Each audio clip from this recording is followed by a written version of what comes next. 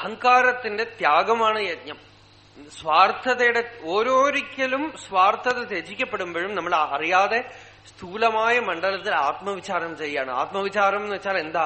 ഞാനെന്നുള്ള അഹങ്കാരം എവിടെ ഉദിക്കുന്നുവോ അത് മൂലത്തിൽ അടങ്ങുന്നതാണല്ലോ ആത്മവിചാരം. അത് യജ്ഞം ചെയ്യുമ്പോ നാച്ചുറലായിട്ട് ആത്മവിചാരം നടക്കും. എന്താന്ന് വെച്ചാൽ എന്നെ തള്ളിക്കളഞ്ഞാൽ തന്നെ പിന്നെ ഞാൻ ആർക്ക് വേണ്ടി ചെയ്യണമെന്നുള്ളതല്ല, എന്നെ തള്ളുന്നുവല്ലോ അതിലാണ് യജ്ഞം. അല്ലാതെ ആർക്ക് വേണ്ടി ചെയ്യുന്നു, ആർക്ക് വേണ്ടി കൊടുക്കണു എന്നുള്ളതല്ല പ്രധാനം. ഞാൻ ഇല്ലാതാവണു ആ ക്ഷണത്തിൽ. ഏത് കർമ്മത്തിൽ ഞാൻ ഇല്ലാതാവുന്നു അതൊക്കെ യജ്ഞമാണ്. അങ്ങനെയുള്ള യജ്ഞം ഈ ജീവനെ സ്വതന്ത്രമാക്കിക്കൊണ്ടേയിരിക്കും. ആ യജ്ഞം വരണമെങ്കിലോ സകല പ്രാണികളും ഭഗവത് സ്വരൂപമാണ് എന്നുള്ള ഭാവം ഉള്ളിലുണ്ടെങ്കിലേ ആ യജ്ഞം ഫലിക്കുകയുള്ളൂ. സകല പ്രാണികളുടെയും അന്തര്യാമിയായി ഭഗവാൻ ഇരിക്കുന്നു. കപിലവാസുദേവൻ അതാണ് ഒരു വഴി പറഞ്ഞു. അഥമാം സർവേഷു ഭൂതേഷു ഭൂതാത്മാനം കൃതാലയം അർഹയേ ദാനമാനാഭ്യാം മൈത്രിയ അഭിന്നേന ചക്ഷുഷ. സകല പ്രാണികളുടെ ശരീരവും അമ്മേ ഒരു ആലയമാണ്, അമ്പലമാണ്. ആ അന്തര്യാമിയായിട്ട് ഞാൻ തന്നെ കുടികൊള്ളുന്നു. അതുകൊണ്ട് ഓരോ പ്രാണിക്ക് ചെയ്യുന്നതും എനിക്ക് ചെയ്യുന്നതാണെന്നുള്ള ഭാവത്തോടെ ചെയ്തുകൊള്ളു. ആ പൂജയാണ്, ആരാധനയാണ്. അത് നിരന്തര ആരാധനയാണ്.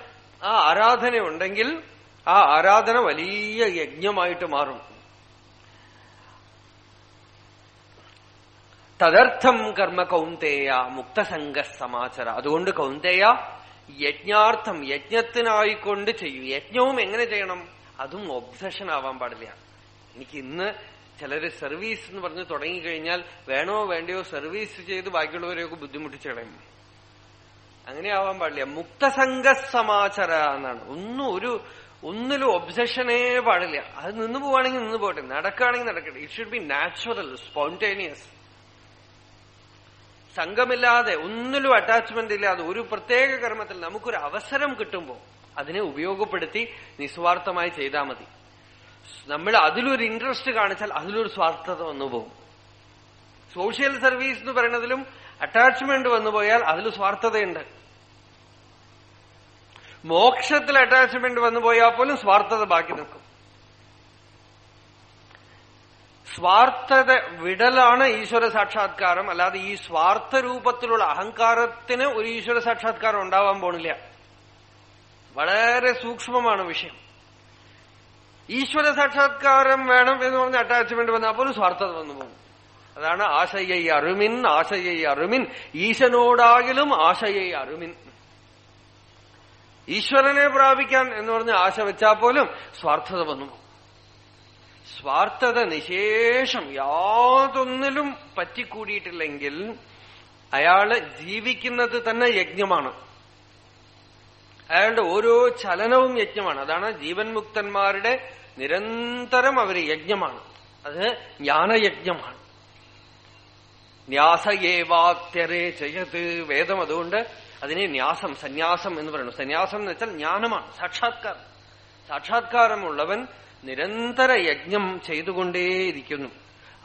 നമുക്കൊക്കെ സാധാരണ മനുഷ്യർക്ക് ഭഗവാൻ ഒരു കാമധേനുവിനെ തന്നിട്ടുണ്ട്. ആ കാമധേനു എന്താന്ന് വെച്ചാൽ യജ്ഞമാണ്. അടുത്ത ശ്ലോകം അതാണ് പറയാൻ പോണത്. ഈ യജ്ഞം അനുഷ്ഠിച്ചുകൊണ്ട് ജീവിക്കുകയാണെങ്കിൽ നമ്മളൊക്കെ വിചാരിക്കുന്നത് ആഗ്രഹിച്ചിട്ടില്ലെങ്കിൽ കാര്യങ്ങളൊക്കെ എങ്ങനെ നടക്കും എന്നാണ്. പക്ഷെ സീക്രട്ട് എന്താന്ന് വെച്ചാൽ ആഗ്രഹിക്കാത്തവന്റെ മുമ്പിൽ എല്ലാ കാര്യങ്ങളും നടക്കും. ആഗ്രഹിക്കുന്നവൻ ഭിക്ഷക്കാരനാണ്, ആഗ്രഹിക്കാത്തവൻ ചക്രവർത്തിയാണ്. ആഗ്രഹിക്കാത്തവന്റെ മുമ്പിൽ എല്ലാരും. അതുകൊണ്ടാണ് നോക്കുക, സന്യാസിയാണെങ്കിൽ അയാളുടെ മുമ്പിൽ എല്ലാരും വന്ന് എന്തെങ്കിലുമൊക്കെ, ഞാൻ സ്വാമി ഇത്തിരി നിങ്ങളുടെ മുമ്പിൽ ഒരു പാട്ട് കച്ചേരി നടത്തട്ടെ എന്ന് പറഞ്ഞൊരു സംഗീതക്കാരൻ വരും.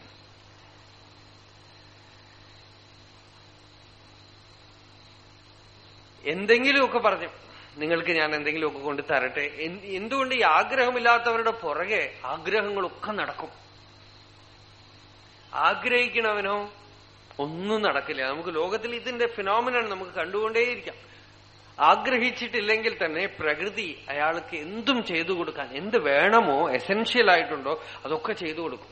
അതുകൊണ്ടാണ് ഈ യജ്ഞത്തിന് കാമധേനു എന്ന് പറയാൻ കാരണം. നമുക്ക് വേണ്ടി ഒന്നും ചെയ്തിട്ടില്ലെങ്കിൽ നമ്മളുടെ കാര്യമൊക്കെ ഭഗവാൻ ചെയ്തു കൊടുക്കും. യോഗക്ഷേമം വഹാമ്യഹം. നമ്മളുടെ സ്വാർത്ഥതയിൽ നമ്മൾ അശ്രദ്ധരാണെങ്കിൽ നമ്മളുടെ സ്വാർത്ഥത നടത്തേണ്ട ശ്രദ്ധ നാരായണനുണ്ട്. അതാണ് ഭഗവാൻ അടുത്ത ശ്ലോകത്തിൽ പറയുന്നത്. സൃഷ്ടി ആരംഭത്തിൽ പ്രജാപതി പ്രജകളെയൊക്കെ സൃഷ്ടിക്കുമ്പോ തന്നെ യജ്ഞത്തോടുകൂടിയാണ് സൃഷ്ടിച്ചിരിക്കുന്നത് എന്നാണ്. എന്നുവെച്ചാൽ നിങ്ങൾ യജ്ഞം ചെയ്തുകൊണ്ട് ജീവിക്കൂ എന്ന് പറഞ്ഞുകൊണ്ട് അടുത്ത ശ്ലോകം നോക്കാം. യജ്ഞാഹ പ്രജാ സൃഷ്ടുവ. പ്രജാഹ എന്ന് വെച്ചാൽ എല്ലാ പ്രജകളും, എല്ലാരെയും സൃഷ്ടിക്കുമ്പോ പ്രജാപതി ബ്രഹ്മാവ് ഞങ്ങൾ എങ്ങനെ ജീവിക്കും എന്ന് ചോദിച്ചു അത്ര ഈ പ്രജകൾ. അപ്പൊ ബ്രഹ്മാവ് പറഞ്ഞു, സഹയജ്ഞാഹ, നിങ്ങളിതാ യജ്ഞം എടുത്തുകൊണ്ട് പോവുക, ത്യാഗം ചെയ്യുക. ലോകത്തിലെ എല്ലാ പ്രാണികളും അവരവർക്ക് വേണ്ടി ജീവിക്കുന്നു. മനുഷ്യരെ സൃഷ്ടിച്ചപ്പോ മാത്രം നിസ്വാർത്ഥതയെ പഠിപ്പിച്ചു. ഒരു നായ്ക്ക് ഇത്തിരി ഭക്ഷണം ഇട്ട് കൊടുത്താൽ എല്ലാം കൂടെ കടിക്കാൻ വരും. പ്രജകളോട് ബ്രഹ്മാവ് പറഞ്ഞു, നിങ്ങൾ യജ്ഞം ചെയ്തുകൊണ്ട് ജീവിക്കൂ. സഹയജ്ഞ പ്രജാ സൃഷ്ടുവ. യഥാർത്ഥത്തിൽ മൃഗങ്ങൾക്ക് പോലും യജ്ഞമുണ്ട്. നമ്മൾ മൃഗങ്ങളെയും സ്വാർത്ഥരെന്ന് പറയുന്നത് ശരിയല്ല. അവരവരുടെ സ്വഭാവത്തിനനുസരിച്ച് അവർ യജ്ഞം ചെയ്തുകൊണ്ടിരിക്കുന്നുണ്ട് പ്രകൃതിയിൽ. ഗ്രഹങ്ങളൊക്കെ യജ്ഞം ചെയ്തുകൊണ്ടിരിക്കുന്നുണ്ട്. സൂര്യചന്ദ്രന്മാരൊക്കെ യജ്ഞം ചെയ്തുകൊണ്ടിരിക്കുന്നുണ്ട്. വായു യജ്ഞം ചെയ്തുകൊണ്ടിരിക്കുന്നുണ്ട്. പ്രകൃതിയിൽ ഓരോ എലമെന്റും യജ്ഞം ചെയ്തുകൊണ്ടിരിക്കുന്നുണ്ട്. അപ്പൊ ഇവിടെ പ്രജാഹ എന്നുള്ള പദത്തിനടുത്ത് മനുഷ്യരെന്ന് മാത്രം പറഞ്ഞാലും പോരാ, ഓരോ എലമെന്റും പ്രജയാണ് അവിടെ പ്രജാപതിക്ക്. അപ്പൊ പ്രകൃതിയിലുള്ള സകലത്തിന്റെ ഉള്ളിലും ഈ യജ്ഞത്തിനെ ഹൃദയമാക്കി വെച്ചിട്ടുണ്ട്. എന്നിട്ട് ഭഗവാൻ പറഞ്ഞു അത്രയും, അനേന പ്രസവിഷ്യത്വം, ഇതിൽ നിന്നും നിങ്ങൾ പുഷ്ടിപ്പെട്ടു വരൂ. ഏഷഃ വഹ അസ്തു ഇഷ്ടകാമധുക്. നിങ്ങൾക്ക് ഈ യജ്ഞം ഇഷ്ടകാമത്തിനെ തരുന്ന ഒരു കാമധേനുവായിട്ട് തീരട്ടെ. കാമത്തിനെ ദോഹനം ചെയ്യുന്നതായിട്ട് തീരും. കാമദോഹനം എന്താണ്? നമ്മളെ ഭഗവാന് അർപ്പിക്കുകയാണെങ്കിൽ, ശരണാഗതി ചെയ്യുകയാണെങ്കിൽ, ഈ ശരീരത്തിന് എന്തൊക്കെ ഭോഗമോ യോഗമോ എന്തൊക്കെ നടക്കാനുണ്ടോ അതൊക്കെ നടത്തി നമ്മളെ പൂർണ്ണമാക്കും. യജ്ഞം ചെയ്തുകൊണ്ട് ജീവിക്കുകയാണെങ്കിൽ യജ്ഞം ചെയ്യുന്ന ഓരോ പ്രാണിയെയും രക്ഷിക്കേണ്ടത് പ്രകൃതിയുടെ കർത്തവ്യമാണ്.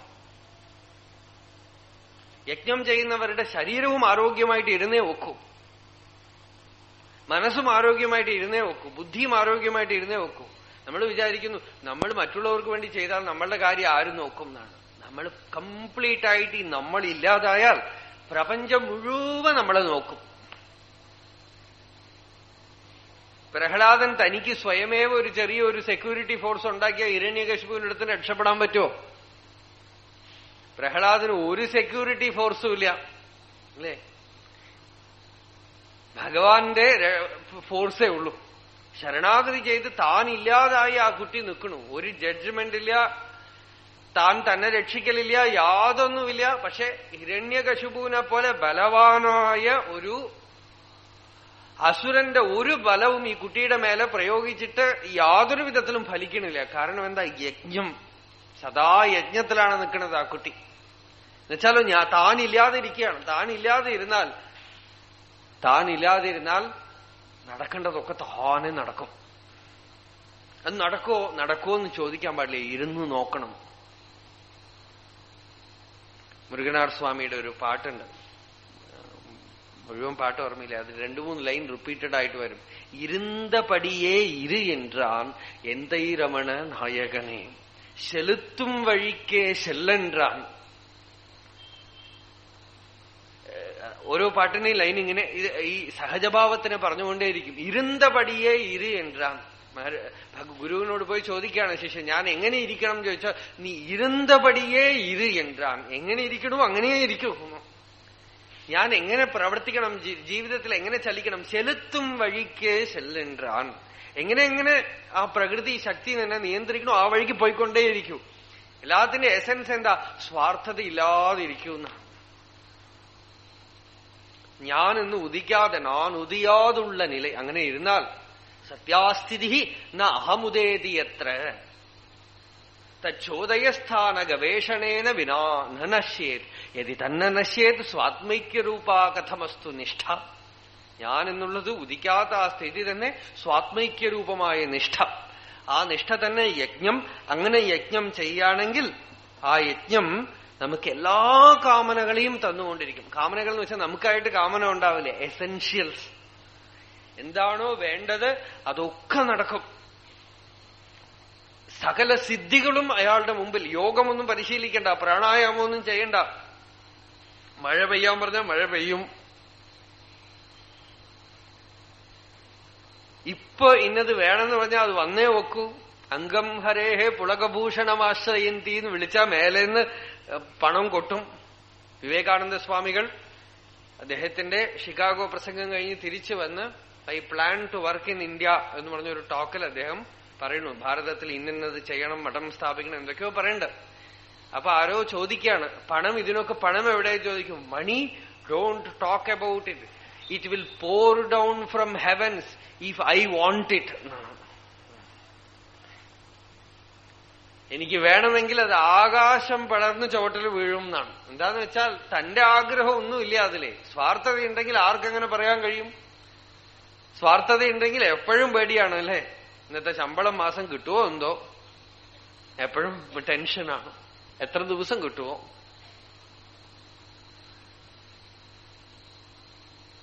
അപ്പൊ യജ്ഞഭാവത്തിൽ ഇരിക്കുന്നവൻ എപ്പോഴും ചക്രവർത്തിയാണ്.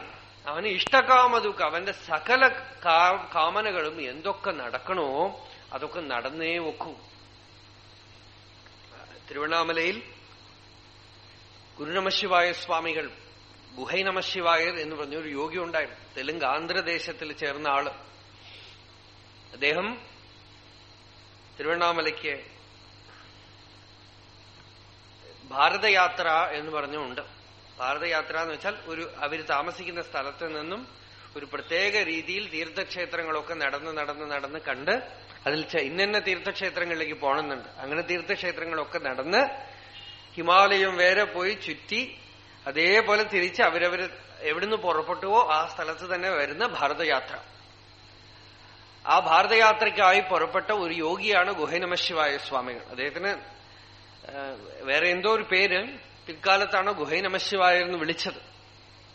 ഗുഹൈ നമശിവായ സ്വാമികൾ അരുണാചലത്തിലേക്ക് വന്നു. അരുണാചലവും ഈ തീർത്ഥയാത്രയിൽപ്പെട്ട സ്ഥലമാണ്. അരുണാചലത്തിൽ വന്നതോടുകൂടി അദ്ദേഹത്തിന്റെ ഈ ഭാരതയാത്രയൊക്കെ അവസാനിച്ചു. അനങ്ങാൻ പറ്റാതായി. എവിടുന്ന് വേറെ ഒരിടത്തും പോവാൻ ഉള്ള ഇച്ഛയില്ലാതായി തീർന്നു. അദ്ദേഹം ആന്ധ്രക്കാരനാണ്. അമ്പലത്തിനുള്ളിൽ കടക്കാനും അരുണാചലേശ്വരൻ സമ്മതിച്ചില്ല. തമിഴില് വെൺപാ പാടിനാത്ത ഉള്ള വിടുവേന്നാറ അണ്ണാമലയാർ. ഇവർക്ക് തമിഴ് தெரியாது പാവം. அங்க தமிழ் வெண்பா பாடினார் அவர். അരുണാചല വെൺപാ, അണ്ണാമല വെൺപാ പാടിനാർ അവർ. ഒരു കീർത്തനം പാടി അരുണാചലേശ്വര ക്ഷേത്രത്തിൽ അദ്ദേഹം കുറച്ചു ദിവസം ഉണ്ടായി. മലയുടെ മുകളിൽ ഒരു ഗുഹയിൽ താമസിച്ചു. അദ്ദേഹത്തിന് അധികം ആർക്കും അറിയില്ലായിരുന്നു. ഒരു ദിവസം ഒരു ആട്ടിടയൻ ഒരിടത്ത് കരഞ്ഞിരിക്കുന്നത് അദ്ദേഹം കണ്ടു. എന്തായി, എന്തിനാ കരയണതെന്ന് ചോദിച്ചു ആ കുട്ടിയുടെ അടുത്തപ്പോ ആ കുട്ടി പറഞ്ഞു, സ്വാമി, എനിക്ക് ഒരേ ഒരു ആട് പ്രസവിക്കേണ്ട സമയത്ത് ചത്തുപോയി, മരിച്ചുപോയി, അതാണ് കരയണത്. കുഴപ്പമില്ല, ആടിനെ ഇവിടെ വിട്ടിട്ട് പോകുന്നു സ്വാമി. അടുത്ത ദിവസം വന്നു നോക്കാൻ പറഞ്ഞു. അടുത്ത ദിവസം വരുമ്പോ ആട് പ്രസവിച്ച് ആട്ടുകുട്ടിയും ആടുമായിട്ട് അവിടെ ഉണ്ട്, കൂട്ടിക്കൊണ്ടുപോകാൻ പറഞ്ഞു അത്രേ. അതാണ് കഥ. ഈ കാര്യം നാട്ടിലൊക്കെ അറിഞ്ഞതോടുകൂടെ ഇദ്ദേഹത്തിന്റെ വൈഭവം നാട്ടിലൊക്കെ പാട്ടായി. കുറെ റൌഡി ചെറുപ്പക്കാര് എന്ത് ചെയ്തു, സ്വാമികളെ പരീക്ഷിക്കണം എന്ന് പറഞ്ഞ് തുണി നെയ്ത്തുകാരാണ് അവരൊക്കെ. തുണി നെയ്ത്തുകാരായിട്ടുള്ള കുറച്ചു പേര്. അന്ന് വരെ തിരുവണ്ണാമലയിൽ മുഴുവൻ തുണി നെയ്ത്തായിരുന്നു വലിയ വ്യവസായം. ഒരു ചെറുപ്പക്കാരനെ ശവം പോലെ കിടത്തിയിട്ട് സ്വാമികളുടെ അടുത്ത് കൊണ്ടുപോയി. അനങ്ങാതെ കിടത്തിയിട്ട് കൊണ്ടുപോയി സ്വാമികളുടെ അടുത്ത് പറഞ്ഞു, സ്വാമി, ഞങ്ങളുടെ കൂട്ടുകാരനാണ്, മരിച്ചുപോയി. ഭാര്യയെ പോലെ വേഷം കെട്ടി, ഒരു സ്ത്രീയെ പോലെ വേഷം കെട്ടി ഒരാൾ പോയി കരഞ്ഞു അത്ര, എന്റെ ഭർത്താവാണ്, മരിച്ചുപോയി, സ്വാമികൾ രക്ഷിക്കണം. സ്വാമി പറഞ്ഞു അത്ര, ഇറന്തത് താൻ, മരിച്ചതിനെ കൊണ്ടുവരാൻ പറ്റില്ല. നോക്കുമ്പോ ആള് പോയി. ഇങ്ങനെയൊക്കെ ഗുഹൈ നമശിവായ സ്വാമികൾ കഥകളുണ്ട്. അദ്ദേഹത്തിന്റെ ഒരു ശിഷ്യനാണ് ഈ ഗുരു നമശിവായ. ശിഷ്യന്റെ പേരാണ് ഗുരു. അദ്ദേഹം ചിദംബരത്തിൽ,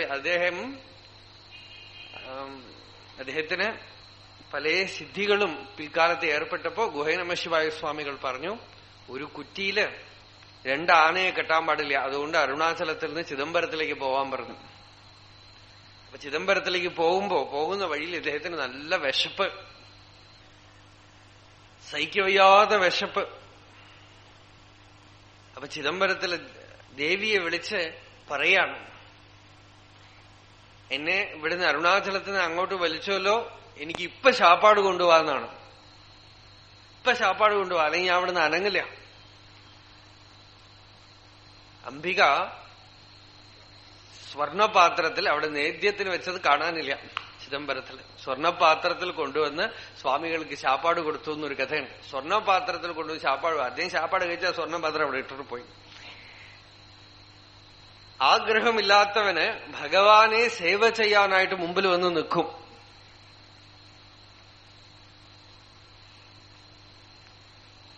ഏതെങ്കിലും വിധത്തിൽ.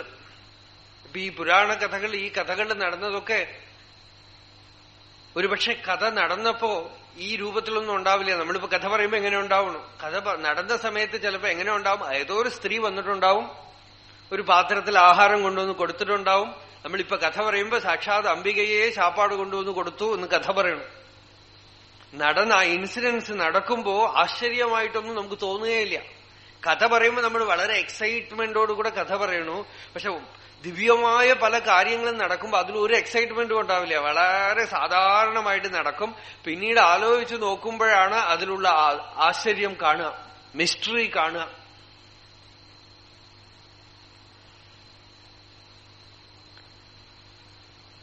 ആശ്ചര്യം നടക്കുമ്പോ പോലെ ആശ്ചര്യമാണെന്നുള്ള അറിവ് നമുക്ക് കിട്ടില്ല. നമ്മളുടെ ചുറ്റും ആശ്ചര്യം നടന്നുകൊണ്ടേയിരിക്കുന്നുണ്ട്, നമ്മൾ ആ ആശ്ചര്യത്തിനെ കാണാനുള്ള ബലം നമുക്കില്ല, പവർ നമുക്കില്ല. നടന്നുകൊണ്ടേയിരിക്കണം ചുറ്റും. അതാണ് സ്വാമി രാമതീർത്ഥൻ പ്രഭാഷണം ചെയ്യുമ്പോ ഈശ്വരനെ കുറിച്ച് ചിലപ്പോ മിസ്റ്റർ എന്ന് പറയും, ഹി എന്ന് പറയും, ചിലപ്പോ ഹിസ് എന്ന് പറയും, ചിലപ്പോ ഷീ എന്ന് പറയും, ചിലപ്പോ ഹർ എന്ന് പറയും, ചിലപ്പോ ഇറ്റ് എന്ന് പറയും. അപ്പൊ ഹി, ഷീ, ഇറ്റ് മാറി മാറി വരും. ഇപ്പൊ രാമതീർത്ഥ സ്വാമികളോട് ഒരു പ്രൊഫസർ ചോദിച്ചു, കളിയാക്കിക്കൊണ്ട് ചോദിച്ചു, സ്വാമി നിങ്ങളുടെ ദൈവം ഹി ആണോ ഷീ ആണോ ഇറ്റാണോ? Please tell us whether he is Mr., Mrs. or Miss. What is he? He is neither Mr. nor Miss. He is a mystery. ആശ്ചര്യമാണ് ഭഗവാൻ, ആശ്ചര്യമയനാണ് ഭഗവാൻ. പക്ഷെ ആശ്ചര്യം എങ്ങനെ? ആഗ്രഹമില്ലെങ്കിൽ ആശ്ചര്യം നടന്നുകൊണ്ടേയിരിക്കും. ആഗ്രഹം ഉള്ളത്തോളം കാലം ഒരു ആശ്ചര്യവും നടക്കില്ല. ഭിക്ഷക്കാരന്റെ മുമ്പിൽ ഒന്നും നടക്കില്ല. ഭിക്ഷക്കാരൻ എന്ന് വെച്ചാൽ ബാഹ്യ ഭിക്ഷക്കാരനല്ല, ആന്തരിക ഭിക്ഷക്കാരൻ. ആന്തരികമായി ആഗ്രഹം വെച്ചുകൊണ്ടിരിക്കുന്ന ആൾക്ക് സ്പിരിച്വൽ ലൈഫിന്റെ മിസ്റ്ററിയേ ഇല്ല, അധ്യാത്മജീവിതത്തിന്റെ ഒരു അത്ഭുതമേ കാണാനൊക്കില്ല. അകമേക്ക് ആഗ്രഹം പോയാൽ ചുറ്റും കാണാൻ നമുക്ക് അത്ഭുതങ്ങൾ നമുക്ക് ചുറ്റും നടക്കുന്നത്. എന്തും നടക്കണം, നടന്നേ വെക്കൂ. ആഗ്രഹമില്ലാത്തവൻ ഈശ്വരനാണ്. അവൻ കൽപ്പിച്ചാൽ പ്രകൃതി നിൽക്കുന്നിടത്തുനിന്ന് ചലിക്കണം, ചലിച്ചേ വെക്കൂ.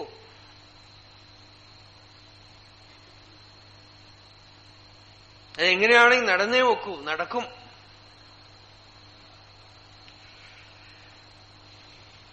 അപ്പോ യജ്ഞം എന്ന് വെച്ചാൽ എന്താ? താനില്ലാത്ത സ്ഥിതി. താനില്ലാത്ത സ്ഥിതിയിൽ ഇരിക്കുന്നവന് അവന് എന്ത് ഇഷ്ടകാമന ഉണ്ടെങ്കിലും അതൊക്കെ നടക്കും, നടത്തിക്കൊടുക്കും യജ്ഞം. ഇഷ്ടകാമധുക്. അപ്പൊ സദാ യജ്ഞം ചെയ്തുകൊണ്ടിരിക്കണം. യജ്ഞത്തിനെ എങ്ങനെ ചെയ്യണം? നമുക്ക് ദേവയജ്ഞം, പിതൃയജ്ഞം, മനുഷ്യയജ്ഞം, ഋഷികളോടുള്ള യജ്ഞം, സഹപ്രാണികളോടുള്ള യജ്ഞം, ഇങ്ങനെയൊക്കെ യജ്ഞം പല വിധത്തിലുണ്ട്. പ്രത്യേകിച്ച് ഗൃഹസ്ഥൻ യജ്ഞം ചെയ്തുകൊണ്ടേ ജീവിക്കണം. ആഹാരം പാചകം ചെയ്തു കഴിഞ്ഞാൽ ദേവപൂജയ്ക്കായി മാറ്റിവെക്കാം. കാക്ക, പൂച്ച, നായ, പശു, അണ്ണാൻ, പാമ്പടക്കം. അതുകൊണ്ടാണ് പഴയ കാലത്ത് ഈ പാമ്പ് കാവൊക്കെ ഉണ്ടായിരുന്നത് വീട്ടിൽ. ഈ സകല പ്രാണികൾക്കും ഒരു ഗൃഹസ്ഥൻ ഭക്ഷണം കൊടുക്കണം എന്നാണ് ഭാഗവതത്തിൽ സപ്തമസ്കന്ധത്തിൽ നാരദൻ ധർമ്മപുത്രർക്ക് ഉപദേശിക്കുമ്പോൾ പറയുന്നുണ്ട്. ഇതൊക്കെ ഭക്ഷണം കൊടുക്കണം എന്ന് മാത്രമല്ല പറയണത്, ആത്മനഃ പുത്രവത് പശ്യേത് എന്നാണ്. തന്റെ കുട്ടികളെ പോലെ കാണണം അത്ര ഈ പ്രാണികളെയൊക്കെ. കുട്ടികളെ പോലെ കാണണം എന്ന് വെച്ചാലോ അവരോട് ഹിതം ചിന്തിച്ചു കൊടുക്കണം, അല്ലാതെ അതിനെ എടുത്ത് ആലിംഗനം ചെയ്യോ ചുംബിക്കലോ അല്ല അർത്ഥം. സകല പ്രാണികളോടും നമുക്ക് കടപ്പാടുണ്ട്. സകല പ്രാണികളും ഒന്നും ഒരു സെപ്പറേറ്റ് കമ്പാർട്ട്മെന്റിലില്ല. പ്രകൃതിയിൽ എല്ലാം തമ്മിൽ ബന്ധപ്പെട്ടിരിക്കുക. ഒന്നും അകാരണവശാൽ നമ്മളോട് ബന്ധപ്പെടുന്നില്ല. സകല പ്രാണികൾക്കും ഈ കോലമിടുന്നതിന് പോലും പറയും ഉറുമ്പുകൾക്ക് ആഹാരം. അരിശിക്കോലം പോടണം, அதனால அரிசிக்கோலம் போடணும், ஸ்டிக்கர்லாம் வாங்கி ஒட்டிக்கப்படாது.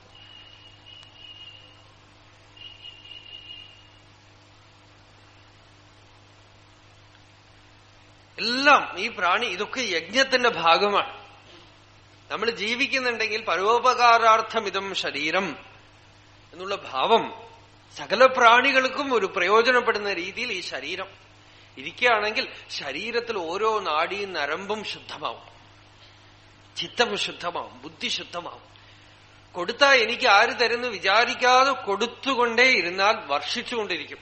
എവിടുന്ന് വർഷിക്കണമെന്ന് നോക്കാൻ പാടില്ല. നോക്കാൻ പോയാൽ അതിലുള്ള അത്ഭുതം പോയി പോകും. നോക്കാനേ പാടില്ല. എവിടുന്നോ വന്നുകൊണ്ടിരിക്കും. എവിടുന്ന് അറിയില്ല, നമുക്ക് അതിന്റെ സോഴ്സ് അറിയില്ല.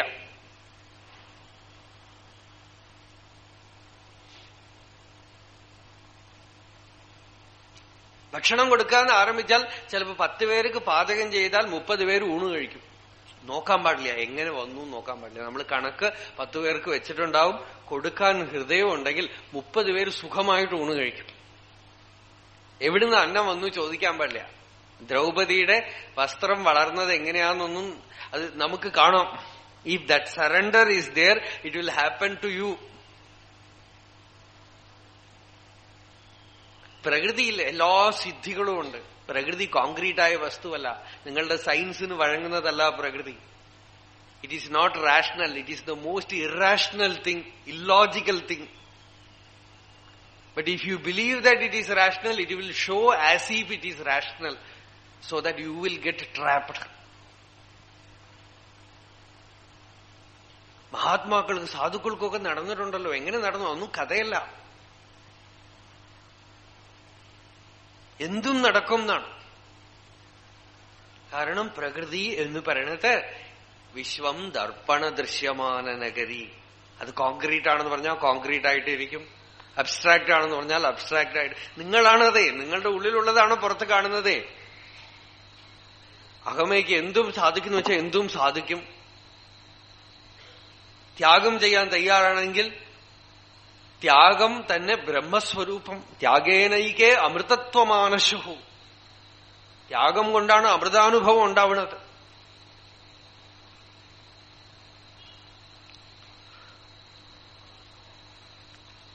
അപ്പോ യജ്ഞത്തിന്റെ സ്വരൂപം തന്നെ ഭഗവത് സ്വരൂപമാണ്. ജീവിതം തന്നെ യജ്ഞമയമാക്കാനാണ് ഋഷികൾ നമുക്കൊരു സനാതനധർമ്മത്തിൽ ഒരു വഴി ഉണ്ടാക്കി തന്നിരിക്കുന്നത്. ജീവിതത്തിൽ നമ്മൾ ചെയ്യുന്ന യജ്ഞമൊക്കെ തന്നെ പ്രകൃതിയെ രക്ഷിക്കുന്ന ഓരോ എലമെന്റിലും പോയി ചേരുന്നു. ആ എലമെന്റ്സ് ഒക്കെ തന്നെ ദേവതകളാണ്. സൂര്യൻ, ചന്ദ്രൻ, നക്ഷത്രങ്ങൾ ഇതൊക്കെ തന്നെ ദേവതകളാണ്.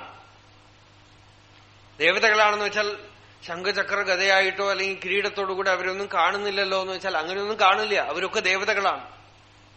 നിങ്ങൾക്കും എനിക്കും ഒക്കെ എങ്ങനെ അന്തര്യാമിയുണ്ടോ അതേപോലെ അവർക്കൊക്കെ അന്തര്യാമിയുണ്ട്. അതുകൊണ്ടാണ് വേദമന്ത്രങ്ങളൊക്കെ ഓരോ ദേവതകളെ ഉദ്ദേശിച്ച് സ്തുതിച്ചിരിക്കുന്നതൊന്നും വെറുതെ പാടിയ പാട്ടുകളല്ല. അതൊന്നും യുക്തി വിചാരം ചെയ്താലൊന്നും പിടികിട്ടില്ല. ഇതൊക്കെ ദേവതകളാണ്. പ്രകൃതിയിലുള്ള ഓരോന്നും ദേവതകളാണ്. ആ ദേവതകളൊക്കെ എങ്ങനെ പുഷ്ടിപ്പെടുന്നു? നമ്മൾ സാധാരണ പറയും യാഗയജ്ഞമൊക്കെ ചെയ്താൽ പുഷ്ടിപ്പെടും. യാഗയജ്ഞം സ്ഥൂലമായിട്ടല്ല പുഷ്ടിപ്പെടുത്തുന്നത്. നമ്മൾ അതിന് സയന്റിഫിക് ആയിട്ടൊന്നും തേടിയിട്ടൊന്നും കാര്യമില്ല. The moment you extinguish your ego, they get rejuvenated. അകമയ്ക്ക് അഹങ്കാരം അടങ്ങുന്ന ഓരോ യജ്ഞത്തിലും ദേവതകളൊക്കെ പ്രസന്നമാകും. നമ്മൾ ചെയ്യുന്ന ഓരോ കർമ്മത്തിലും അവര് ഭുജിക്കുന്നത് അഹങ്കാരരഹിതമാവുമ്പോൾ നമ്മളിൽ നിന്ന് ഒഴുകുന്ന ചൈതന്യ പ്രസരത്തിനെയാണ് ദേവതകളൊക്കെ ഭുജിക്കുന്നത്. അതാണ് നമ്മൾ ദേവതകൾക്ക് കൊടുക്കേണ്ട യജ്ഞഹവിസ്. ത്യാഗമാണ് ദേവതകൾക്ക് കൊടുക്കേണ്ട യജ്ഞഹവിസ്. അങ്ങനെ കൊടുക്കുമ്പോ ദേവതകൾ തരുന്നതൊക്കെ അമൃതമായിരിക്കും. നമുക്ക് പ്രകൃതിയിൽ ഓരോന്നും അമൃതമായിരിക്കും. ത്യാഗമാവുന്ന മനസ്സിന്, ത്യാഗം ചെയ്യുന്ന മനസ്സിന് സൂര്യൻ ഉദിക്കുന്നത് കാണുന്നത് സമാധിയാണ്. ചന്ദ്രൻ ഉദിക്കുന്നത് കാണുന്നത് സമാധിയാണ്. വായു വീശുന്നത് കാണുന്നത് സമാധിയാണ്. നദി ഒഴുകുന്നത് കാണുന്നത് സമാധിയാണ്. വൃക്ഷം പൂത്ത് പുഷ്പിച്ച് ഫലിച്ചു നിൽക്കുന്നത് കാണുന്നത് സമാധിയാണ്. ഒരു കൊച്ചുകുട്ടി ജനിക്കുന്നത് കാണുന്നത് സമാധിയാണ്. കുട്ടി ഉറങ്ങി എണീക്കുന്നത് സമാധി, ഉറങ്ങുന്നത് സമാധി. സ്ത്രീ പുരുഷന്മാർ തമ്മിലുള്ള ബന്ധമടക്കം സമാധി. ഒരു വാൽമീകിക്ക് ആ പക്ഷികൾ മിഥുനം ഇരിക്കുന്നത് കണ്ട് സമാധിയാണ്. ഇതെങ്ങനെ സാധിച്ചു? തന്റെ ഉള്ളിൽ പേഴ്സണാലിറ്റി ഇല്ലെങ്കിൽ പ്രകൃതി മുഴുവൻ അയാൾക്ക് ബ്രഹ്മസ്വരൂപമാണ്. എത്രയെത്ര മനോയാതി തത്ര തത്ര സമാധയാണ്. മനസ്സ് എവിടെയൊക്കെ ഏതൊക്കെ വസ്തുവിൽ പോയി വീഴുന്നു അവിടെയൊക്കെ അതിന് സമാധിയാണ് അനുഭവം. വിഷയാനുഭവമേ ഇല്ല.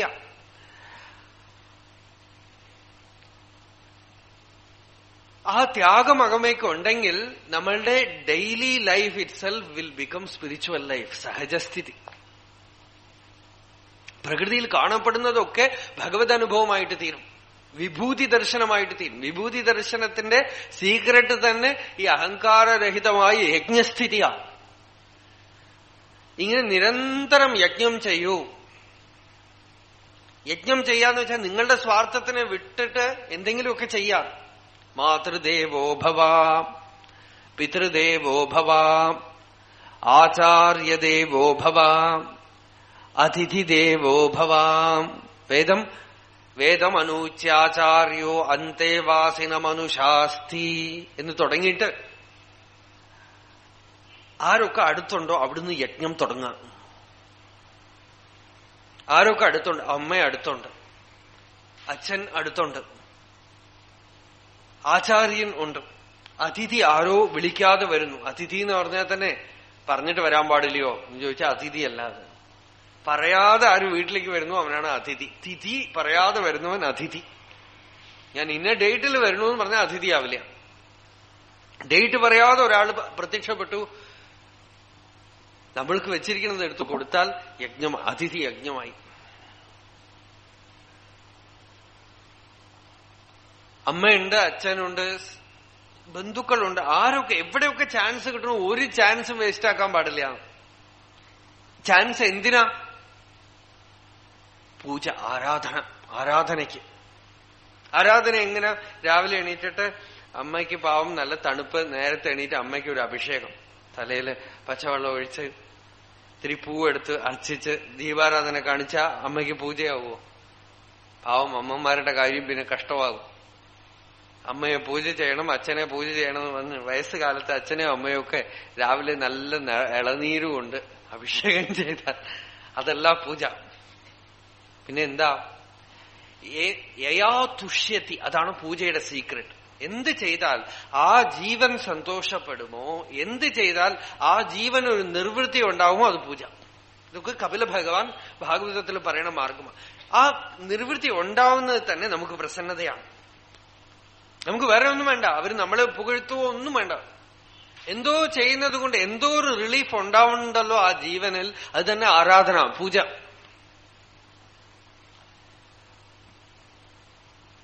അവർക്ക് ഏതോ വിധത്തില് നമുക്ക് ഒന്ന് ചെയ്യാൻ കഴിഞ്ഞാൽ അവരല്ല ബെനിഫിറ്റഡ് ആവണത്, നമ്മളാണ് ചെയ്യുന്ന ആള്. എന്നാൽ ഞാൻ ബെനിഫിറ്റഡ് ആവണമെന്നുള്ള ഭാവവും നമ്മളുടെ ഉള്ളിൽ വരാനും പാടില്ല. ഇത് നോക്കണം, തപസ് ഈ ജപമൊന്നുമല്ല, ഗീത പഠിക്കലോ ഭാഗവതം പഠിക്കലോ ഒന്നുമല്ല. അതൊക്കെ ടേപ്പ് റെക്കോർഡറും പഠിക്കും അല്ലേ? നമ്മളെക്കാളും ഭംഗിയായിട്ട് ഇപ്പൊ ചൊല്ലിയാൽ അത് റെക്കോർഡ് ചെയ്ത് കാസറ്റ് ഇട്ടാൽ പറയും. എന്ത് കാര്യം? ദൈനംദിന ജീവിതം യജ്ഞമായാൽ യജ്ഞം തപസ്സായി, തപസ്സായാൽ ഭഗവാൻ നമ്മുടെ പുറകെ നടക്കും. അപ്പൊ ഓരോ സ്റ്റെപ്പിലും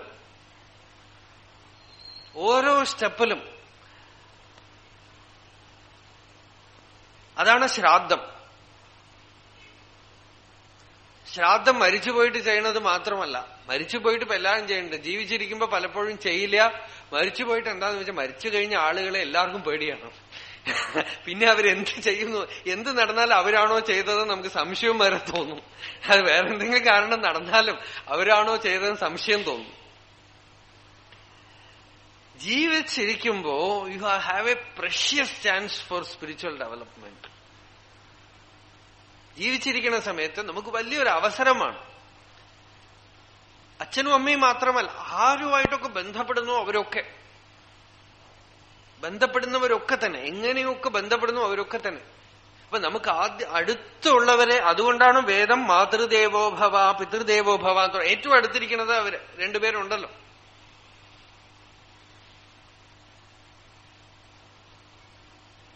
അവിടെ തൊട്ട് തുടങ്ങാം. അതൊന്നും പോയി ഒബ്സസ്ഡ് ആവാനൊന്നും പാടില്ല. അമ്മയ്ക്ക് ചെയ്യണം എന്ന് പറഞ്ഞിട്ട് അത് ഇമോഷണൽ ആവാനല്ല, നിസ്വാർത്ഥമായിട്ട് ആ ജീവന് ഹിതം എന്താണെന്ന് കണ്ട് അമ്മ പറഞ്ഞു അമ്മയ്ക്ക് ചെയ്യണമെന്ന് അമ്മ ചോദിക്കുകയാണ്, മകനെ എനിക്കൊരു TV വാങ്ങിച്ചു തരൂന്ന് വെച്ചാൽ വാങ്ങിച്ചു കൊടുക്കാൻ പാടില്ല. അത് യജ്ഞമല്ല. അമ്മയ്ക്ക് ഹിതം ചിന്തിച്ച് ഒരു തീർത്ഥക്ഷേത്രത്തിലേക്ക് കൂട്ടിക്കൊണ്ടുപോവാം, മഹത് സാന്നിധ്യത്തിലേക്ക് കൂട്ടിക്കൊണ്ടുപോവാം, മരുന്ന് വാങ്ങിച്ചു കൊടുക്കാം, അല്ലെങ്കിൽ കാല് പിടിച്ചു കൊടുക്കാം, കൂടെ ഇരിക്കാം, ശുശ്രൂഷ ചെയ്യാം, ഭക്ഷണം കൊടുക്കാം, വസ്ത്രം കൊടുക്കാം, അതൊക്കെ ചെയ്യാം. ഹിതം നോക്കിക്കൊണ്ട് ആ ഏറ്റവും വലിയ ഹിതം എന്താ, ആ ജീവൻ ആധ്യാത്മികമായ മാർഗവും കൂടെ കാണിച്ചു കൊടുക്കാം. ആധ്യാത്മികം മാത്രം കൊടുത്താൽ പോരാ. Physical, mental, spiritual, 3 ടയറാണ്. ഓരോ ജീവനും നമ്മൾ ഹിതം ചെയ്യണത് അങ്ങനെയാണ്. ആധ്യാത്മികം, അതാണ് ഭാഗവത സപ്താഹത്തിന് പലരും പറയും ഊണ് കഴിക്കാനായിട്ട് ആളുകൾ വരുന്നു. ഊണ് കഴിക്കാനെങ്കിലും വരട്ടെ, കുഴപ്പമില്ല. ഊണ് കഴിക്കാൻ വരുന്നതോടൊപ്പം കുറച്ച് ഇത് ചെവിയിൽ പോയാൽ സ്പിരിച്വൽ. ഊണ് കഴിച്ചു കഴിഞ്ഞാൽ മാനസികമായൊരു സന്തോഷം. അതും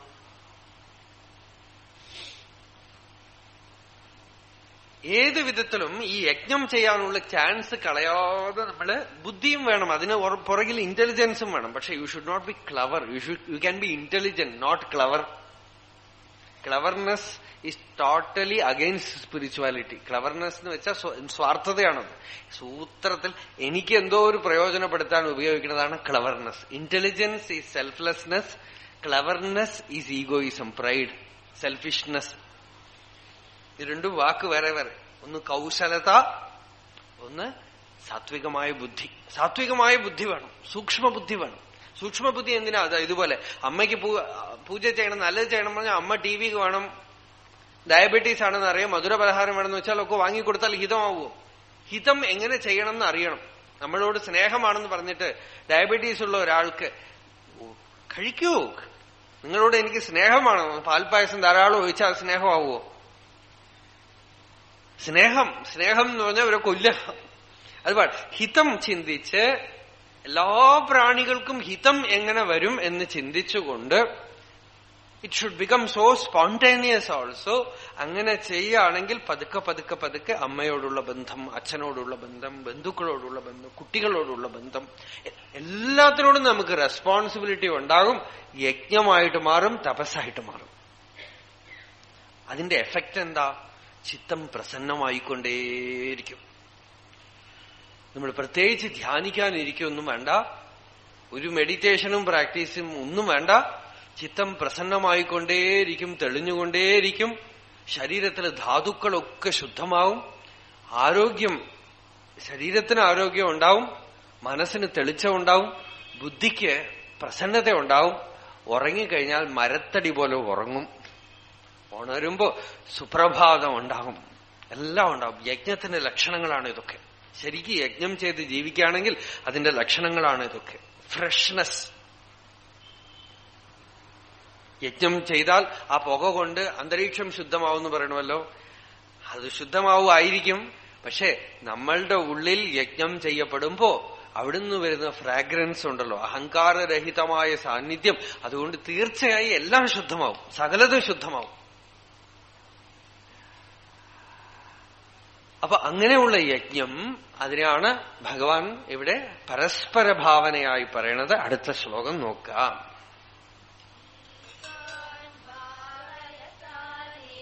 ഭാവയത അനേന തേ ദേവാഹ ഭാവയന്തു വഹ പരസ്പരം ഭാവയന്തഃ ശ്രേയഃ പരം അവാപ്സ്യഥ. ദേവന്മാരെ യജ്ഞം കൊണ്ട് ആരാധിക്കൂ. ആ ദേവന്മാര് നിങ്ങൾക്ക് മഴയായിട്ടും വെയിലായിട്ടും കാലാകാലത്ത് കാലേ വർഷതു പർജന്യ പൃഥ്വി സസ്യശാലിനി ദേശോയം ക്ഷോഭരഹിത എന്നുള്ള രീതിയിൽ എല്ലാവിധത്തിലുള്ള പുഷ്ടിയും ഇങ്ങോട്ട് തിരിച്ചു തരും. പരസ്പരം ഭാവയന്ത. പ്രകൃതിയിലെ ഓരോ എലമെന്റും, നമ്മളിൽ തന്നെ പ്രകൃതിക്ഷോഭം ഉണ്ടാവും. പ്രകൃതിക്ഷോഭം പുറത്ത് മാത്രമല്ല, നമ്മളുടെ ശരീരത്തിൽ പ്രകൃതിക്ഷോഭം ഉണ്ടാകുമ്പോഴാണ് വ്യാധി ഉണ്ടാവുന്നത്. പ്രകൃതിക്ഷോഭം എന്താ? ധാതുക്ഷോഭം. നമ്മളുടെ ശരീരത്തിലുള്ള ധാതുക്കൾ, എലമെന്റ്സ് ഒക്കെ ഓർഡർ തെറ്റുമ്പോ, സ്ഥാനം തെറ്റുമ്പോ എന്തെങ്കിലുമൊക്കെ കുഴപ്പം, ഡൈജഷൻ ശരിയാവില്ല, അല്ലെങ്കിൽ ജലദോഷം പിടിക്കും, അല്ലെങ്കിൽ പനി പിടിക്കും, എന്തെങ്കിലുമൊക്കെ. അതുമൊക്കെ നമ്മള് ആ ദേവന്മാർക്ക് കൊടുക്കേണ്ടത് ഓവറായിട്ടും കൊടുക്കണ്ട, നേരെ ചൊവ്വ കൊടുത്താൽ ആ ദേവന്മാർ തിരിച്ച് നമുക്ക് തരും. അതേപോലെ പ്രകൃതിയിലും അങ്ങോട്ട് കൊടുക്കുകയാണെങ്കിൽ പ്രകൃതി ഇങ്ങോട്ട് വർഷിക്കും. പരസ്പരം ഭാവയന്ത. ദേവന്മാർക്ക് കൊടുത്ത് ദേവന്മാർ തരുന്നത് ഭുജിച്ചുകൊണ്ടിരിക്കുകയാണെങ്കിൽ, പരസ്പര ഈ ഭാവനയുണ്ടെങ്കിൽ ശ്രേയഃ പരമവാപ്സ്യത. പരമമായ ശ്രേയസ്. പരമമായ ശ്രേയസ് എന്താ? ജീവിതം ധന്യമാവും. ധന്യമായ ജീവിതം, ദൈനംദിന ജീവിതം ധന്യമാവും. ഓരോ ദിവസവും നമുക്ക് ഒരു സന്തോഷമാണ്. എന്താന്ന് വെച്ചാൽ ഓരോ ദിവസവും യജ്ഞമാണ്, ഓരോ ദിവസവും ആരാധനയാണ്. അടുത്ത ശ്ലോകം. ഭോഗാൻ ഹി വഹ ദേവാഹ ദാസ്യന്തെ. ദേവന്മാര് നമുക്ക് ഇഷ്ടമായിട്ട് എന്തൊക്കെ വേണോ അതൊക്കെ തരും. ഇങ്ങനെ യജ്ഞഭാവിതാഹ. യജ്ഞം കൊണ്ട് സന്തോഷിച്ചിട്ട് ദേവന്മാർ നമുക്ക് പലതും തരും. അല്ലെങ്കിൽ അവർ തരും, തന്നുകൊണ്ടിരിക്കുന്നുണ്ടല്ലോ, അപ്പൊ തരുന്നുണ്ട്. പ്രകൃതി നമുക്ക് എല്ലാവർക്കും തന്നുകൊണ്ടിരിക്കുന്നു, ഇഷ്ടം പോലെ തരണം. നമ്മൾ കാണിക്കണതിന് ഒരു മഴ പോലും പെയ്യാൻ പാടില്ല, ധാരാളം പെയ്യണം. പക്ഷെ അവർക്ക് അങ്ങോട്ട് കൊടുക്കാതെ അവർ തരുന്നതിനെ ഭുജിക്കുന്നവൻ തൈർ ദത്താൻ അപ്രദായിഭ്യ എന്ന് വെച്ചാൽ പ്രകൃതിയെ മുഴുവൻ ദ്രോഹിച്ചുകൊണ്ട് പ്രകൃതി തരുന്ന സുഖങ്ങളെ മാത്രം അനുഭവിക്കുന്നവൻ സ്ഥേനയേവസഹ. അവൻ കള്ളനാണെന്നാണ് ഭഗവാൻ. ഇനിയൊരു ചീത്ത നമ്മളെ പറയാനില്ല, അത്രയും വലിയ ചീത്ത വാക്കാണ്. അവൻ കള്ളനാണ്. അവൻ പ്രകൃതിയിലുള്ളതൊക്കെ മോഷ്ടിക്കണു, പ്രകൃതിക്ക് തിരിച്ചൊന്നും കൊടുക്കണില്ല. ഒരു വൃക്ഷം മുറിക്കണമെങ്കിൽ പഴയ കാലത്ത് ആ വൃക്ഷത്തിനോട് ചോദിച്ച് വൃക്ഷത്തിലുള്ള പക്ഷികളെയൊക്കെ മാറി താമസിപ്പിച്ച് എന്നിട്ടൊക്കെ ആ വൃക്ഷം അത്രയ്ക്ക് ജാഗ്രതയായിരുന്നു. പ്രകൃതിയിൽ ഒന്നിന്റെയും ബാലൻസ് തെറ്റിക്കരുത്. സർപ്പത്തിനെ, ഏത് ക്ഷുദ്രജീവി നല്ല ജീവി ഒന്നുമില്ല, എല്ലാ ജീവികളും അതാത് സ്ഥലത്ത് നിർത്തിക്കൊണ്ട് ജീവിക്കുക എന്നുള്ള സമ്പ്രദായമായിരുന്നു.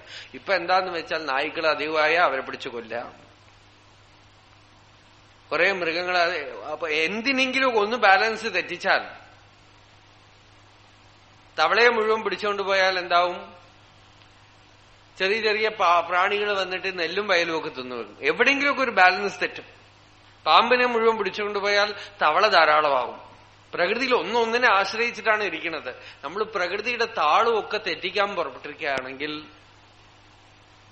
അവൻ പ്രകൃതി തരുന്നതൊക്കെ അനുഭവിച്ച് പ്രകൃതിക്ക് തിരിച്ചു കൊടുക്കണില്ലെങ്കിൽ, ഹിംസ ചെയ്യാൻ തുടങ്ങുകയാണെങ്കിൽ കള്ളനാണ്. കള്ളന് എന്ത് ശിക്ഷ കിട്ടുമോ ആ ശിക്ഷ കിട്ടും എന്നർത്ഥം. എന്താന്ന് വെച്ചാൽ ജീവിത പൂർത്തി ഉണ്ടാവില്ല, പൂർണ്ണത ഉണ്ടാവില്ല, ആസുരഭാവം അവനിൽ വന്നു പോകുന്നു. തൈർദത്താന പ്രദായേഭ്യോ യോ ഭുങ്ക്തേ സ്ഥേനയേവ സഹ. അടുത്ത ശ്ലോകം. ശിഷ്ടാശിനഃസന്തഃ മുച്യന്തെ സർവകിൽബിഷൈഃ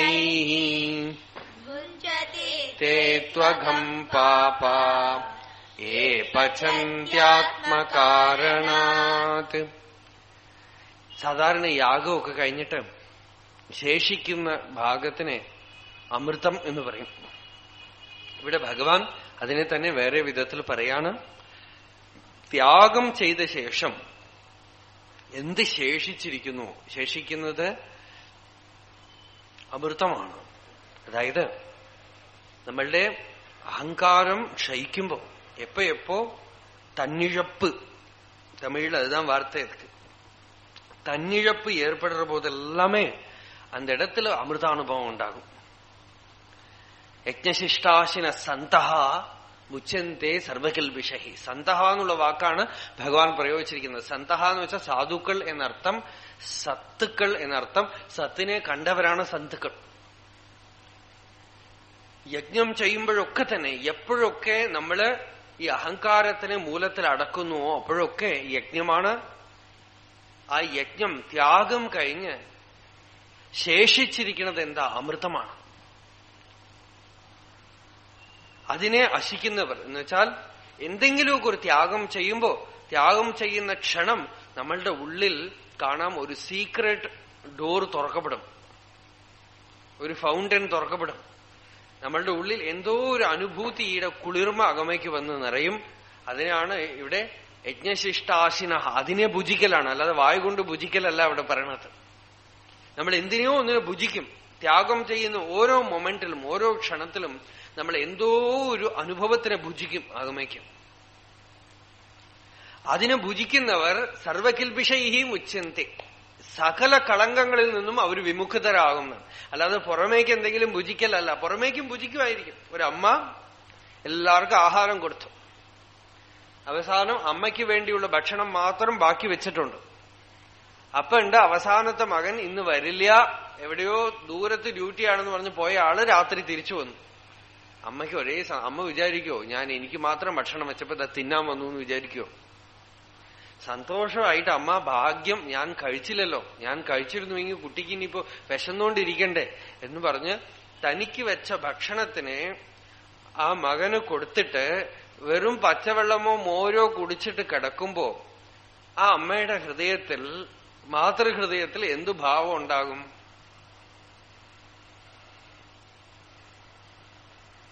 അവിടെ ഒരു ത്യാഗം ചെയ്യപ്പെട്ടു. ത്യാഗത്തിന്റെ സോഴ്സ് ഓഫ് പ്രിയമാണ്. പ്രിയം ഉള്ളതുകൊണ്ട് ത്യാഗം നാച്ചുറലായിട്ട് നടന്ന ഉടനെ ഒരു സുഖമായ ഒരു നിർവൃത്തി ഉണ്ടാവും. ആ നിർവൃത്തിയാണ് അമൃതം. അതിനെയാണ് ഭുജിക്കുന്നത്. ഇപ്പോ അത് ഈ ശാപ്പാട് കഴിച്ചിട്ടുണ്ടെങ്കിൽ അതും ഒരു ഭോജനമാണ്. ആ ഭോജനത്തിനേക്കാളും എത്രയോ ഇരട്ടി നിർവൃത്തി ഏൽക്കുന്ന ഒരു ഭോജനം അകമേ നടന്നു. ഈ ത്യാഗബുക്കായിട്ട് തീർന്നു. ഇപ്പോ ഭോഗബുക്കായില്ല. അതാണ് യജ്ഞശിഷ്ട അശിനഹ. അശനം എന്ന് വെച്ചാൽ ഭുജിക്കുക. യജ്ഞശിഷ്ടമായിട്ടുള്ളതിനെ അശിക്കുമ്പോ സർവകിൽപിഷൈഹി മുച്യന്തെ. അതുകൊണ്ട് ഇങ്ങനെ യജ്ഞം ചെയ്യ സകല കളങ്കങ്ങളിൽ നിന്നും വിമുക്തരാവും. തനിക്ക് വേണ്ടി മാത്രം ആര് അനുഭവിക്കുന്നുവോ ഭുഞ്ചതേതു അഘം പാപാഹ ഏ പചന്തി ആത്മകാരണ. ഇവിടെ പാചകത്തിനെ തന്നെ പ്രത്യേകം എടുത്തു പറഞ്ഞു ഭഗവാൻ. പചന്തി എന്നുള്ളത് ഏതർത്ഥത്തിലും എടുക്കാം. ഇവിടെ പാചകത്തിനെ എടുത്തു പറഞ്ഞു. തനിക്ക് വേണ്ടി മാത്രം ഭക്ഷണം ചെയ്ത് താൻ മാത്രം ചെന്നാൽ സൂകരം എന്നാണ് പറയുക, പന്നിയെ പോലെ എന്നാണ്. താൻ ഉണ്ടാക്കുക, താൻ ഭക്ഷിക്കുക. ഈ അണ്ണാമലൈ സ്വാമി അദ്ദേഹം പറഞ്ഞു, ഞാൻ ഒരു ചീത്ത കാര്യം ചെയ്തു. എന്താ ചെയ്തതെന്ന് വെച്ചാൽ എല്ലാവർക്കും പ്രസാദം കൊടുക്കാൻ പറയും. ആരെങ്കിലും ഒക്കെ ഉണ്ടെങ്കിൽ അവർ പ്രസാദം ഡിസ്ട്രിബ്യൂഷൻ എല്ലാവർക്കും എടുത്തു കൊടുക്കും. അപ്പൊ വളരെ സ്വാദിഷ്ടമായ സ്വീറ്റ്സ് ആരോ കൊണ്ടുവന്നു. അപ്പോ ഈ അണ്ണാമലൈ സ്വാമി എല്ലാവർക്കും എടുത്തു കൊടുക്കുമ്പോ എല്ലാവർക്കും ഓരോ പിടി, എല്ലാവർക്കും ഈക്വൽ ആയിട്ട് ഡിസ്ട്രിബ്യൂഷൻ, എല്ലാവർക്കും ഇങ്ങനെ കൊടുത്തിട്ട് ആരും കാണാതെ ഒരു ചുമരിന്റെ അപ്പുറം പോയി നിന്ന് 2-3 കവളം വായിലിട്ടു. ആരും കാണാതെ ചെയ്തിട്ട് വന്നു. ചെയ്ത് വന്ന ഉടനെ ഭഗവാൻ ഇങ്ങനെ നോക്കിയത്രേ. ഇത് നോക്കുമ്പോ തന്നെ ഇദ്ദേഹത്തിന് ആകെപ്പാടെ വേർത്ത് കഴിഞ്ഞു. எல்லாருக்கும் கொடுத்ததை விட அதிகமா சாப்பிடுறதுலதான் சுகம் நினைச்சுட்டு இருக்கியா? എല്ലാവർക്കും കൊടുക്കുന്നതിനേക്കാളും കൂടുതൽ സ്വയം അനുഭവിക്കുന്നതിലാണ് സുഖം എന്ന് വിചാരിച്ചിരിക്കുകയാണോ? ഒരേ ഒരു വാക്ക് അത്രേ ഉള്ളൂ, കൂടുതലൊന്നും പറഞ്ഞില്ല. തന്നെ ഭുഞ്ചതേതു അഘം പാപാഹ. അവർ ഭുജിക്കുന്നത് അഘം പാപത്തിനെയാണ് ഭുജിക്കുന്നത് എന്നാണ്. ഏ പചന്തി ആത്മകാരണാത്, തനിക്ക് വേണ്ടി മാത്രം. അതിൽ ആ സെൽഫിഷ്നെസ്സിനെയാണ് മഹർഷി നോക്കിയത്. വേറെ ചില ആളുകൾക്ക് സ്വഭാവമായിട്ടുണ്ടോ, അത് വേറെ വിഷയം. ശ്യാമാശാസ്ത്രി എന്ന് പറഞ്ഞു, ശ്യാമാത്താന്ന് വിളിക്കും, അദ്ദേഹം ഉണ്ടായിരുന്നു. അദ്ദേഹം ചിലപ്പോൾ എല്ലാവർക്കും ഡിസ്ട്രിബ്യൂഷൻ ചെയ്യും. എല്ലാം വരുന്ന ഭക്ഷണമൊക്കെ എല്ലാവർക്കും കൊടുക്കപ്പെടുമല്ലോ. അദ്ദേഹം എങ്ങനെ കൊടുക്കുന്ന വെച്ചാൽ അദ്ദേഹം അങ്ങോട്ടും ഇങ്ങോട്ടും പോയിട്ടൊന്നും ചെയ്യില്ല. ഒരാളുടെ കയ്യിലിടും, കുറച്ചെടുത്ത് വായിലിടും, ഒരാളുടെ കയ്യിലിടും, കുറച്ചെടുത്ത് വായിലിടും. மகர்ஷி பாரு, தேவலியை இப்படிதான் கொடுக்கணும், ஷாமா தாத்தா கொடுக்கணும், அதுதான் கொடுக்கணும். ഓരോ ഇടത്തും ആത്മബോധം ഉണ്ടായിക്കൊണ്ടേയിരിക്കും. തനിക്ക് വേണ്ടി മാത്രം ഭുജിക്കുന്നവൻ തേ പചന്തി ഭുഞ്ചതേ തേ ത്വഖം പാപ ഏ പചന്തി ആത്മകാരണാത്. ത്യാഗമാണ് ഇതിന്റെ പുറകിലുള്ള ഒരു മർമ്മമായിട്ട് ഭഗവാൻ ഇവിടെ എടുത്തു പറയണത്. അടുത്ത ശ്ലോകം, അന്നാദ് ഭവന്തി ഭൂതാനി പർജന്യാദന്ന സംഭവഃ യജ്ഞാദ് ഭവതി പർജന്യോ യജ്ഞഃ കർമ്മ സമുദ്ഭവഃ കർമ്മ ബ്രഹ്മോദ്ഭവം വിദ്ധി ബ്രഹ്മാക്ഷരസമുദ്ഭവം തസ്മാത് സർവഗതം ബ്രഹ്മ നിത്യം യജ്ഞേ പ്രതിഷ്ഠിതം. വളരെ ഗൂഢമായിട്ടുള്ള ഒരു ശ്ലോകമാണ് ഈ രണ്ട് ശ്ലോകങ്ങൾ. ശ്ലോകത്തിന്റെ അർത്ഥം പറഞ്ഞാൽ, അന്നാദ് ഭവന്തി ഭൂതാനി, എല്ലാ പ്രാണികളും എവിടുന്ന് ഉണ്ടാവണം? ഭുജിക്കുന്ന അന്നത്തിൽ നിന്നാണ് ഉണ്ടാവുന്നത്. അന്നം ശുക്രശോണിത രൂപത്തില് സ്ത്രീഗർഭത്തിൽ പ്രവേശിച്ച് കുഞ്ഞായിട്ട് ഉണ്ടായി വളർന്നു വന്ന് ജനിക്കുന്നു പ്രജകൾ. അതുകൊണ്ട് അന്നത്തിൽ നിന്നും പ്രജകൾ ഉണ്ടാവുന്നു. അന്നം എവിടുന്ന് ഉണ്ടാവുന്നു? പർജന്യാത് അന്ന സംഭവ, മഴ പെയ്യുമ്പോ പർജന്യത്തിൽ നിന്നും ഉണ്ടാവുന്നു. ഉപനിഷത്തുകൾ പല രീതിയിലും പറയണം. മരിച്ചുപോയ ജീവൻ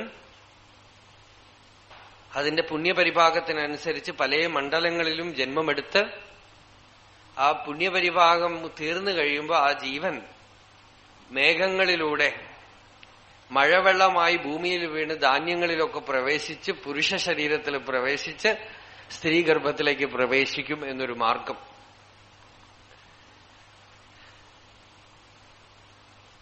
അങ്ങനെയും അന്നാദ് ഭവന്തി ഭൂതാനി, അന്നം എവിടുന്നുണ്ടായി? പർജന്യാദന്ന സംഭവ, മേഘത്തിൽ നിന്നും അന്നം ഉണ്ടാവും. മേഘം എവിടുന്നുണ്ടായി? യജ്ഞാദ് ഭവതി പർജന്യ, യജ്ഞത്തിൽ നിന്നും മേഘം ഉണ്ടാവുന്നു. അവിടെയാണ് ഒരുപാട് കൺഫ്യൂഷൻ ആളുകൾ. യജ്ഞത്തിൽ നിന്നും, യാഗയജ്ഞങ്ങളിൽ നിന്നും മേഘം ഉണ്ടാവുന്നു. യജ്ഞാദ് ഭവതി പർജന്യ. യജ്ഞമോ കർമ്മസമുദ്ഭവ, കർമ്മത്തിൽ നിന്നാണ് യജ്ഞം ഉണ്ടാവുന്നത്. കർമ്മത്തിനെയാണല്ലോ നമ്മൾ യജ്ഞമാക്കി മാറ്റുന്നത്. കർമ്മ ബ്രഹ്മോദ്ഭവം വിദ്യ, ആ കർമ്മത്തിന് സോഴ്സോ വേദമാണ് എന്നൊരർത്ഥം, ബ്രഹ്മമാണ് എന്നൊരർത്ഥം. ബ്രഹ്മോദ്ഭവം വിദ്യ. ബ്രഹ്മം എവിടെ പ്രതിഷ്ഠിതം? അക്ഷരസമുദ്ഭവം, അക്ഷരത്തിലാണ്. അക്ഷരം എന്ന് വെച്ചാൽ അന്തര്യാമി. അതൊക്കെ പതുക്കെ പറഞ്ഞു വരാം. ബ്രഹ്മാക്ഷരസമുദ്ഭവം. അതുകൊണ്ട് ബ്രഹ്മത്തിനെ അനുഭവിക്കുന്നതോ തസ്മാത് സർവഗതം ബ്രഹ്മ നിത്യം യജ്ഞേ പ്രതിഷ്ഠിതം. യജ്ഞം ചെയ്യുമ്പോഴാണ് ബ്രഹ്മം അനുഭവപ്പെടുന്നത്. അതീവ നിഗൂഢമായിട്ടുള്ള ഒരു ശ്ലോകമാണ്. വളരെ സീരിയസ് ആയിട്ട് ഗീത പഠിക്കുന്നവർക്ക് ഈ ശ്ലോകത്തിന്റെ അർത്ഥം പറഞ്ഞാലും പ്രയോജനപ്പെടും. അന്നാദ് ഭവന്തി ഭൂതാനി, അത് അർത്ഥം വളരെ ക്ലിയർ. ശാപ്പാടിൽ നിന്നും സകല പ്രാണികളുടെയും ഉദ്ഭവത്തിനുള്ള ഊർജം ഉണ്ടാവുന്നു. അന്നം എവിടുന്ന് ഉണ്ടാവുന്നു? മേഘത്തിൽ നിന്ന്, മഴ പെയ്തിട്ട് ഉണ്ടാവുന്നു എന്നുള്ളതും ക്ലിയർ. അടുത്തതിലാണ് മഴ യാഗയജ്ഞങ്ങൾ കൊണ്ടാണ് മഴ ഉണ്ടാവുന്നത് എന്ന് പറഞ്ഞാൽ എല്ലാവർക്കും സ്വീകരിക്കാൻ പറ്റില്ല. യാഗയജ്ഞങ്ങൾ കൊണ്ടെന്നാണ് പല ആളുകളും അർത്ഥവും പറഞ്ഞിരിക്കുന്നത്. യജ്ഞം കൊണ്ടെന്ന് പറയുമ്പോൾ യാഗം ചെയ്യുന്നത് കൊണ്ട് എന്ന് വെച്ചാൽ ഈ കാലത്ത് ഇപ്പൊ യാഗവുമില്ല, പിന്നെ യാഗയജ്ഞങ്ങൾ ഇല്ലാത്തതായ പല ദേശങ്ങളുണ്ട്, അവിടെയൊക്കെ മഴ എങ്ങനെ പെയ്യണു എന്നൊക്കെ ചോദ്യം വരും. അല്ല, അങ്ങനെയല്ല. മനുഷ്യൻ ത്യാഗം ചെയ്യുന്ന യജ്ഞത്തിൽ നിന്നൊരു ശക്തി ഉണ്ടായി ആ ശക്തി കൊണ്ടാണ് മഴ പെയ്യുന്നതെന്ന് വെച്ചാലും ശരിയാവില്ല. വളരെ അദ്ഭുതമായ ഒരു അർത്ഥം ഇതിന് വളരെ വ്യക്തമായ അർത്ഥമായിട്ട് എനിക്ക് തോന്നിയിട്ടുള്ളത്, പ്രകൃതി മുഴുവൻ യജ്ഞം ചെയ്തുകൊണ്ടിരിക്കുന്നു. നമുക്ക് മഴ കിട്ടുന്നത് തന്നെ പ്രകൃതിയിൽ സൂര്യൻ, സമുദ്രം, ഇതൊക്കെ കാറ്റ്, ഇതൊക്കെ ചെയ്യുന്ന യജ്ഞത്തിന്റെ ഫലമാണ് നമുക്ക് മഴ. പർജന്യാദ് യജ്ഞാത് ഭവതി പർജന്യ എന്ന് വെച്ചാൽ സൂര്യൻ ഒരു യജ്ഞം ചെയ്യുന്നു. സൂര്യൻ യജ്ഞത്തിന്റെ മൂലരൂപം തന്നെ സൂര്യനാണ്. ഇമം വിവസ്വതേ യോഗം പ്രോക്തവാനഹം അവ്യയം. സൂര്യൻ ഒരു യജ്ഞം ചെയ്യുന്നു, സമുദ്രജലത്തിനെ നീരാവിയാക്കി മാറ്റുന്ന യജ്ഞം.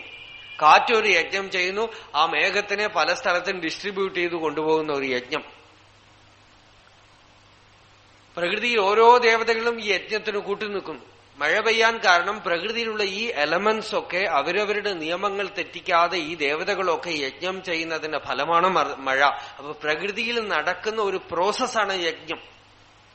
ഇപ്പൊ യജ്ഞാത് ഭവതി പർജന്യ എന്ന് വെച്ചാൽ ഒരു സംശയവും വേണ്ട, യജ്ഞം എല്ലാ കാലത്തും ഉണ്ട്. യാഗയജ്ഞങ്ങൾ മാത്രമല്ല, യാഗയജ്ഞങ്ങൾ കൊണ്ട് മഴ പെയ്യും. അതിനെത്രയോ കഥകളുണ്ടല്ലോ. യാഗം ചെയ്തിട്ട് മഴ പെയ്തു, യജ്ഞം ചെയ്ത് മഴ പെയ്തു, അതൊക്കെ പ്രത്യേകം വിശേഷ യജ്ഞങ്ങളാണ്. സാമാന്യ യജ്ഞം ഇവിടെ ഭഗവാൻ പറഞ്ഞു, പ്രകൃതിയിൽ ഓരോ ദേവതകളും യജ്ഞം ചെയ്തുകൊണ്ടിരിക്കുന്നുണ്ട്. പ്രകൃതിയിൽ സൂര്യൻ യജ്ഞം ചെയ്യുന്നു, വായു യജ്ഞം ചെയ്യുന്നു, സമുദ്രജലത്തിനെ കൊണ്ടുപോകുന്നു, ഒക്കെ യജ്ഞമാണ്. അവരൊന്നും പ്രതീക്ഷിച്ചിട്ടല്ല, അനുസ്യൂതം നടന്നുകൊണ്ടിരിക്കണം. സമുദ്രത്തിൽ തന്നെ വേണമെങ്കിൽ ആ മേഘം മുഴുവൻ മഴ പെയ്ത് തീരാം. അങ്ങനെയില്ലാതെ വായു കൊണ്ടുപോയി അതാത് കാലത്ത് അതാത് സ്ഥലത്ത് വൃഷ്ടി ചെയ്യിപ്പിക്കുന്നു. ഇതൊക്കെ യജ്ഞമാണ്.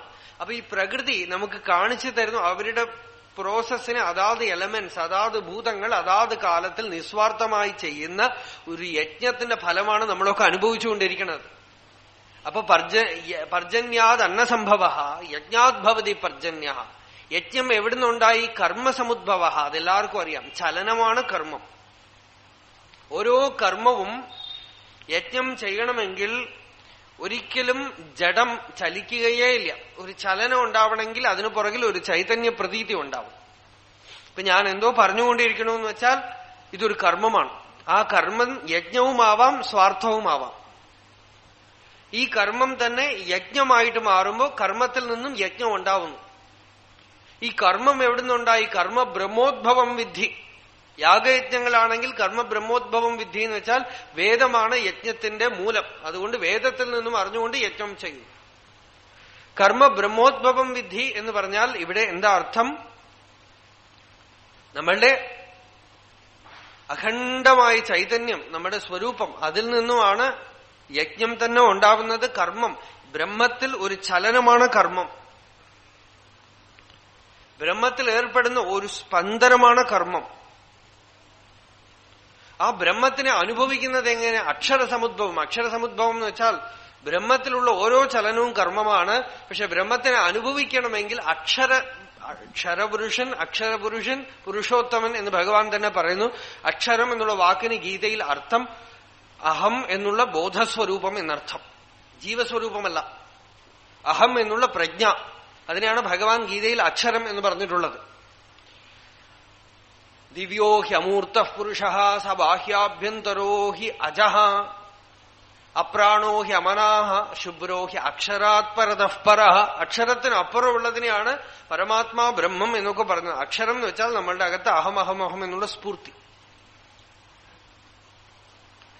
ആ അക്ഷരബ്രഹ്മത്തിനെ, ഞാൻ ഉണ്ട് എന്നുള്ള അനുഭവത്തിനെ നമ്മൾ ശ്രദ്ധിക്കുകയാണെങ്കിൽ അവിടെ കർമ്മം എന്നുള്ളത് ഒരു അസത് പ്രതിഭാസമാണെന്ന് അറിയുകയും ചെയ്യുന്ന പ്രവൃത്തികളൊക്കെ യജ്ഞമാവുകയും ചെയ്യും.